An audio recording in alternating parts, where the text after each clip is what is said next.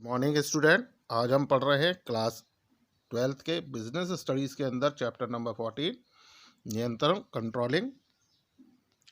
और हमारा आज का टॉपिक है नियंत्रण की प्रक्रिया या चरण, step in the process of control. और हम स्टार्ट करते हैं अपना आज का टॉपिक पढ़ना। तो जो नियंत्रण प्रक्रिया होती है उसमें निम्न 5 कदम उठाए जाते हैं, जिनमें पहला है प्रमापों या मानकों की स्थापना, दूसरा है वास्तविक प्रगति का मापन, तीसरा है वास्तविक प्रगति की प्रमापों से तुलना, चौथा है विचलनों का विश्लेषण और पांचवा है सुधारात्मक कार्यवाही करना। तो हम स्टार्ट करते हैं पहले पॉइंट से, प्रमापों या मानकों की स्थापना। इस्टेब्लिशमेंट ऑफ स्टैंडर्ड्स, यानी जो हमारे स्टैंडर्ड हैं उनको इसको स्थापना करना, उनको इस्टेब्लिश करना, ये हमारा पहला टॉपिक है। तो हम स्टार्ट करते हैं। प्रमापों का निर्धारण करना नियंत्रण का पहला चरण होता है। प्रमापों का निर्धारण उपक्रम में लक्ष्यों या उद्देश्यों के आधार पर किया जाता है। वास्तव में प्रमाप वह आधार होते हैं जिनके संदर्भ में वास्तविक प्रगति को मापा जाता है। प्रमाप ही व्यक्तियों, समूह एवं विभागों को बताते हैं कि उनका लक्ष्य क्या है। तो इसमें यह बताया गया कि जो नियंत्रण प्रक्रिया का जो पहला स्टेप है, सबसे पहला जो चरण होता है, वह हमारी पहली स्टेप होती है कि जो हमारे स्टैंडर्ड हैं, हमारे जो कार्य उपक्रम के अंदर कार्य किए जा रहे हैं, उनके क्या स्टैंडर्ड होंगे, उनके क्या प्रमाप होंगे, उनका निर्धारण करना, ये हमारे नियंत्रण प्रक्रिया का पहला चरण होता है। जो प्रमापों का निर्धारण होता है, जो हम स्टैंडर्ड डिसाइड करते हैं, वह जो हमारे ऑर्गेनाइजेशन के टारगेट हैं, जो हमारे उसके ऑब्जेक्ट हैं या जो उसके गोल हैं, उनके बेसिस पर हम अपने स्टैंडर्ड्स को, अपने ऑर्गेनाइजेशन के जो स्टैंडर्ड हैं, उनके प्रमाप हैं, उनको निर्धारित करते हैं। वास्तव में जो हमारे प्रमाप होते हैं, जो स्टैंडर्ड होते हैं, वह इस बात का आधार होते हैं, इस बात का बेस होते हैं कि जिसके या हम ये कहें कि जो हमारे प्रमाप हैं वह आधार होते हैं जिनके संदर्भ में वास्तविक प्रगति को मापा जाता है। यानी प्रमाप वह चीज़ है जिससे हम अपनी एक्चुअल में जो हमारी प्रोग्रेस है ऑर्गेनाइजेशन की, या वास्तविकता में जो हम प्रगति है, हमारे व्यावसायिक उपक्रम की जो प्रगति है, उसको मापने का जो बेस है वो प्रमाप ही होते हैं। और साथ ही प्रमाप ये डिसाइड करते हैं कि जो हमारी व्यावसायिक संस्था है, हमारा जो उपक्रम है, उसमें व्यक्तियों को या हमारे जो ऑर्गेनाइजेशन है, समूह है, संगठन है, उसको, या जो हमारे डिपार्टमेंट हैं ऑर्गेनाइजेशन के अंदर, उनको क्या काम करना है, उनके क्या टारगेट हैं, उनके क्या गोल हैं। अब इसको हम एक सिंपली एक एग्जांपल के तौर पर समझ सकते हैं कि जैसे मान लीजिए कोई एक संस्था है जो किताबें बनाती है और वहाँ 5 कर्मचारी कार्य कर रहे हैं। तो ऐसे में जो उनके मैनेजर हैं या उनके जो सुपरवाइज़र हैं, उन्होंने उन 5 कर्मचारियों को लक्ष्य दिया कि आपको एक दिन में 5 किताबें बनानी हैं। यानी हर एक कर्मचारी का उन्होंने वहाँ टारगेट डिसाइड कर दिया कि एक कर्मचारी को 5 किताबें बनानी है। तो प्रत्येक के जो मानक है, जो प्रत्येक का जो स्टैंडर्ड है, वो डिसाइड हो गया कि हर एक कर्मचारी को 5 किताबें वहाँ बनाकर देनी है। और इस तरह से जो संस्था का जो टारगेट हुआ या संस्था का जो लक्ष्य हुआ, वो टोटल 25 किताबें हो गई। तो इस तरीके से उनके जो लक्ष्य है, उनके जो टारगेट हैं या उनके जो स्टैंडर्ड हैं, वो इसमें डिसाइड कर दिए गए। तो ये नियंत्रण का सबसे पहला स्टेप होता है। अब जो प्रमाप होते हैं वो दो प्रकार के हो सकते हैं, एक संख्यात्मक प्रमाप और दूसरा गुणात्मक प्रमाप, यानी संख्या के आधार पर और उस वस्तु के गुणों के आधार पर। अब हम बात करते हैं इसी क्रम में अगला स्टेप हमारा वास्तविक प्रगति का मापन। तो जो नियंत्रण प्रक्रिया है उसका जो दूसरा चरण है वो होता है वास्तविक प्रगति का मापन, यानी मेजरमेंट ऑफ एक्चुअल परफॉर्मेंस। कि जो हमने प्रमाप निर्धारित किए थे, उन प्रमापों के आधार पर हमारा वास्तविक प्रगति क्या है उसको मापना, केवल उसको मेजर करना कि हमारी वास्तविक प्रगति क्या है। वास्तविक प्रगति का मापन पूर्व निर्धारित प्रमापों के आधार पर किया जाता है। इससे प्रबंधक यह निर्धारित कर पाते हैं कि कार्य निर्धारित प्रमाप के अनुसार हुआ है अथवा नहीं। वास्तविक प्रगति का मापन दोनों ही स्तर पर करना होता है, एक कार्य चलते समय और उसके पूरा होने पर। तो इसमें ये बताया गया कि जो हमने प्रमाप निर्धारित किए थे उसके बेसिस पर, उसके आधार पर जो हम काम अब कर रहे हैं, जो हमारे कर्मचारी द्वारा काम किया जा रहा है, उसको मापना कि जो कर्मचारियों को हमने उनके प्रमाप, उनके स्टैंडर्ड या उनके जो लक्ष्य दिए थे, क्या वह उसके अनुसार काम कर रहे हैं या नहीं कर रहे हैं, इसको मापना, ये हमारा नियंत्रण का दूसरा स्टेप हुआ। इसमें जो प्रबंधक होते हैं, हमारे जो मैनेजर होते हैं, वो ये डिसाइड कर पाते हैं कि जो हमारा काम चल रहा है वह हमारे स्टैंडर्ड जो हमने डिसाइड किए थे उसके अकॉर्डिंग चल रहा है या नहीं चल रहा है। तो जो हम इसमें एक्चुअल परफॉर्मेंस को मेजर करते हैं वो दो तरीके से कर सकते हैं, एक जब हमारा कार्य चल रहा है और दूसरा जब हमारा कार्य पूरा हो गया। तो इसमें जब हमारा कार्य चलता है तो उस समय जो हमारे सुपरवाइज़र हैं वो इसको देखते हैं, इसको वॉच करते हैं, और यदि वह हमारे लक्ष्य के अनुरूप कार्य नहीं हो रहा है या कार्य की गति उचित नहीं है या सही नहीं है, या कार्य करने की जो गति है या ना जो हमारी स्पीड है, वर्किंग स्पीड है, अगर वो कम है तो ऐसी कंडीशन में हम उसको तुरंत सुधार सकते हैं। परंतु कार्य पूरा होने पर अगर उसमें कोई कमी पाई जाती है तो उसमें तत्काल सुधार संभव नहीं होता, उसमें सुधार भविष्य में ही होगा। जैसे हम इसको एक एग्जाम्पल के रूप में समझ लेते हैं कि जैसे पहले हमने संस्था के अंदर कर्मचारियों को 5-5 किताबें बनाने को दी थी, यानी उनके लक्ष्य निर्धारित किए थे, 5-5 किताबें बनाएंगे प्रत्येक कर्मचारी, टोटल 25 किताबें बना के देंगे। लेकिन यहाँ जब हमने देखा तो हमने मान लिया कि एक ने, पहले जो कर्मचारी था उसने 4 किताब बनाई, दूसरे ने 3 बनाई, चौथे ने 2 बनाई। इस तरीके से हमने देखा कि जो कर्मचारी है या चौथे नंबर के कर्मचारी था उसने 6 किताबें बनाई और 5वें नंबर के ने 5 बनाई। तो हम इसमें ये देख पा रहे हैं, इसमें हम ये देख सकते हैं कि जो हमारे कर्मचारी हैं, एक ने 4 बनाई, एक ने 3 बनाई, एक ने 2 बनाई, एक ने 6 बनाई, एक ने 5 बनाई। तो इस तरीके से हम ये देखते हैं कि इनके द्वारा क्या कार्य किया गया। केवल यहाँ वास्तविक प्रगति का मापन, यानी केवल ये देखना है कि इनके द्वारा जो कार्य किया जा रहा है वो क्या कार्य किया जा रहा है। तो इसमें टोटल हमको बननी चाहिए थी हमारी 25, लेकिन यहाँ बनी कितनी, एक ने 4, एक ने 3, एक ने 2, तो 4 और 3 7 और 2 9, और तीसरे ने 6, तो 9 6 15, और चौथे ने 5वें ने 5, तो 15 5 20, टोटल 20 किताबें बनी।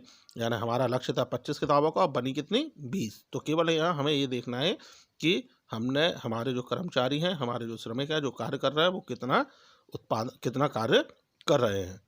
इसको भी वास्तविक प्रगति के मापन को 2 भागों में बांटा जाता है, एक तकनीकी कार्य और एक दूसरा है कम तकनीकी कार्य। अब हम पढ़ते हैं तीसरा, वास्तविक प्रगति की प्रमापों से तुलना, यानी जो comparison of actual performance standard, यानी जो हमारे वास्तविक प्रमाप हैं उनकी हमें तुलना करनी है, किससे, जो हमारे एक्चुअल परफॉर्मेंस है उससे। तो जी नियंत्रण प्रक्रिया का यह तीसरा चरण है। नियंत्रण के इस चरण में वास्तविक प्रगति की निर्धारित प्रमापों से तुलना की जाती है।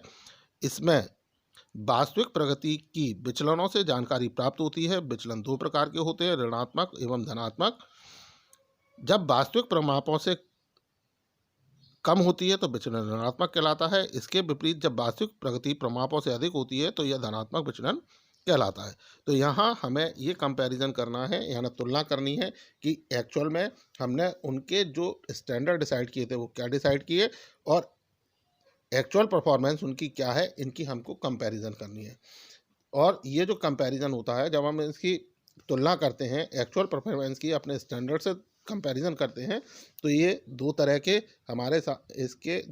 रिजल्ट हमारे सामने आते हैं, जिनमें एक पॉजिटिव होता है, एक नेगेटिव होता है। जैसे अपन ने लास्ट एग्जांपल में, अभी मैंने पिछले एग्जांपल में आपको बताया था कि पहले कर्मचारी को हमने टारगेट दिया था 5 का और उसने बनाई 4, तो यहाँ हमारी 1 किताब कम बनी। इसका मतलब ये नेगेटिव परफॉर्मेंस रही, यानी वह 1 किताब कम बना पाया।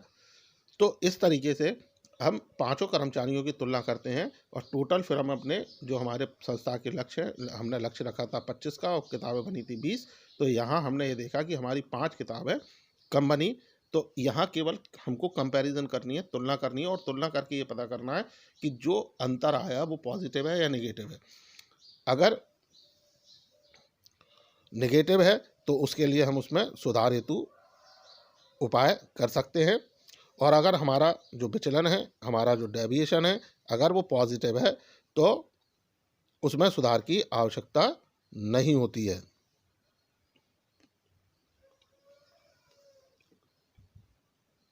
और साथ ही केवल हम उसमें ये देखते हैं जो पॉजिटिव डेविएशन होता है उसमें ज़्यादा सुधार की आवश्यकता नहीं होती, केवल हम उसमें ये देखते हैं कि इसमें ऐसा हम और क्या कर सकते हैं जिससे भविष्य में हमारी जो कार्यकुशलता है, जो हमारी एफिशिएंसी है, वो और ज़्यादा बढ़ सके।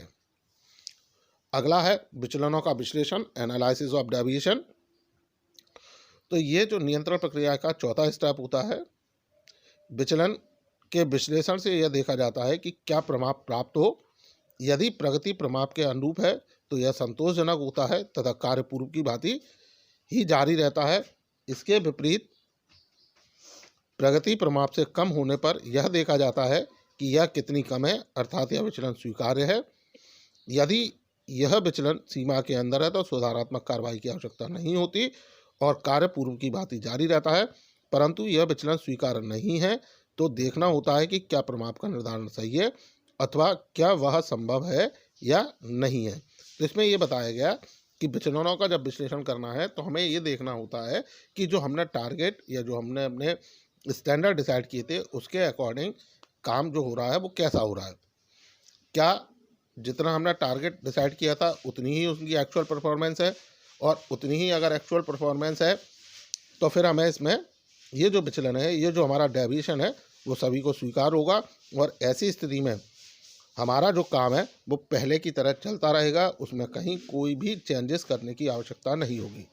लेकिन जब हमारा जो डेविएशन है, जो हमारा जो विचलन है, अगर वो नेगेटिव है, यानी हमने जो अपने टारगेट या जो गोल डिसाइड किए थे उससे कम उसकी एक्चुअल परफॉर्मेंस है, यानी वास्तविक प्रगति अगर उससे कम है, तो यह जो कार्रवाई है वह या ये जो विचलन है वो स्वीकार्य नहीं होगा।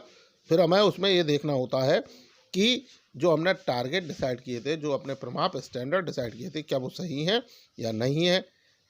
कहीं हमारे जो टारगेट है वो गलत तो नहीं थे, या जो कर्मचारियों द्वारा जो काम किया गया उसमें कहीं कोई गड़बड़ी तो नहीं हुई, या उन्होंने काम में कोई ढिलाई तो नहीं बरती। तो ऐसी सभी चीज़ों को हमें इसमें एनालिसिस करना पड़ता है, उनको देखना पड़ता है, उनका विश्लेषण करना पड़ता है, और जहाँ गलती दिखाई पड़ती है उसे हम उसको हमें उसमें हमें फिर सुधारात्मक कार्रवाई की आवश्यकता होती है। अब इसी क्रम में हम आगे बढ़ते हैं। जो हमारी नियंत्रण प्रक्रिया की आखिरी स्टेप है, 5वीं स्टेप है सुधारात्मक कार्रवाई करना, टेकिंग करेक्टिव मेजर। कार्यमान तथा वास्तविक प्रगति में तुलना करने के उपरांत यदि इन दोनों में महत्वपूर्ण अंतर या विचलन दिखाई देता है तो उसे दूर करने के लिए आवश्यक उपाय करना नियंत्रण प्रक्रिया का अंतिम कदम होता है। यदि विचलन महत्वपूर्ण है तो इसे दूर करना अति आवश्यक है, अन्यथा उपक्रम के लक्ष्यों को प्राप्त करना संभव नहीं होगा। तो इसमें ये बताया गया कि जो हमने अपने स्टैंडर्ड डिसाइड किए उनका हम एक्चुअल परफॉर्मेंस से कंपैरिजन करते हैं, और कंपैरिजन करने के बाद हमें उनके डेविएशन या उनके जो डिफरेंसेस होते हैं वो दिखाई देते हैं, और उनको दूर और जो डिफरेंसेस या डेविएशन है उनको दूर करने के लिए हमें जो आवश्यक उपाय करने चाहिए, या आवश्यक उपाय करने के लिए हम इस आखिरी जो हमारा 5वां स्टेप है उसे हमें उठाना पड़ता है। और इसके बाद हम ये देखते हैं कि यदि विचलन महत्वपूर्ण है तो उसे दूर करना अति आवश्यक है। यदि हमारा डेविएशन ज़्यादा इम्पॉर्टेंट है तो हमें उसे तुरंत दूर करने की आवश्यकता होती है। अगर हमें ऐसा नहीं कराएंगे, अगर हमारे डेविएशन जो है अगर बहुत ज़्यादा है और तो हमें उसमें तुरंत करेक्टिव मेजर करना पड़ेंगे। और अगर हम ऐसा नहीं करते हैं तो जो हमारे ऑर्गेनाइजेशन के जो टारगेट हैं, गोल हैं, उन्हें हम प्राप्त नहीं कर पाएंगे, उन्हें हम अपने टारगेट या गोल को अचीव नहीं कर पाएंगे। अब जो ये डिफरेंसेस होते हैं वो दो तरह के होते हैं, एक तो जिन्हें शीघ्र दूर किया जा सकता है और दूसरा जिन्हें शीघ्र दूर करना संभव नहीं होता। पहले प्रकार के अंतर को दूर करने के लिए सुधारात्मक कार्रवाई की जा सकती है, यानी दो तरह के जो डेविएशन है वो दो तरह के होंगे, एक तो हम उन्हें तुरंत देखकर तुरंत सही कर सकते हैं और दूसरा है जिन्हें हम तुरंत सही नहीं कर सकते, शीघ्र सही नहीं कर सकते। तो जो पहले तरह का जो अंतर है उसके लिए हम सुधारात्मक कार्रवाई कर सकते हैं।